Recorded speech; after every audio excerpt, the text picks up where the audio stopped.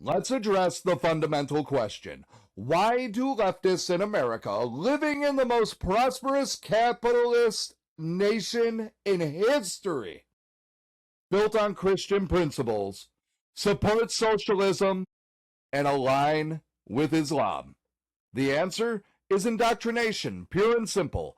They've been programmed to believe things that are demonstrably false and to support ideologies that are incompatible with their own interests. Let's start with socialism. Every single time socialism has been tried, it's failed. Soviet Union, Maoist China, Cuba, Venezuela, North Korea, Cambodia, East Germany, the list goes on and on. Every attempt at socialist economics has produced poverty, oppression, and mass death. This isn't debatable. It's historical fact. Socialism doesn't work because it's based on flawed assumptions about human nature and economics. Central planning can't match the efficiency of free markets.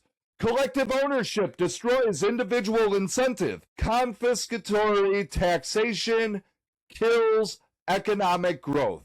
But American leftists don't care about this evidence.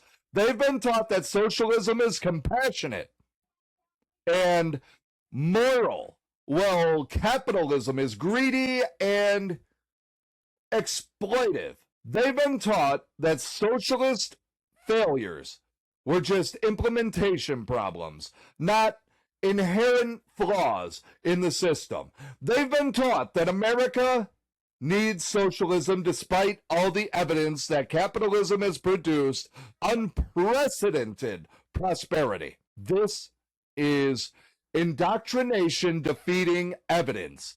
They believe whatever they've been taught, and no amount of real-world failure changes their minds. The same thing happens with their support for Islam. They've been taught that Islam is a religion of peace, that Muslims are victims of Western aggression, that criticism of Islam is racism. They believe all of this despite all the evidence of Islamic oppression, conquest, slavery, and terrorism. They can't reconcile the contradiction between their progressive values and Islamic practices because they've never been taught to think critically about it. They've just been trained to shut down the moment someone criticizes Islam, labeling it as bigotry without examining whether the criticism is valid. This is the product of decades of educational indoctrination.